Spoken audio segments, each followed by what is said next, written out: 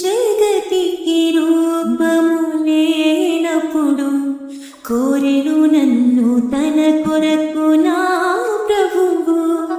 స్తుతిని వస్త్రముగా ధరించుకొని కృపని జయధ్వనితో కీర్తించెదను. నా ప్రభు యేసు చింతన చేరెదను.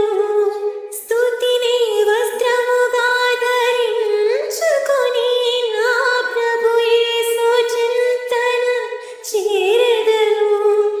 యుగముగ క్షణముగ జీవింతును.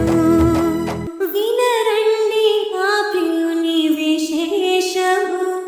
నా ప్రియుడు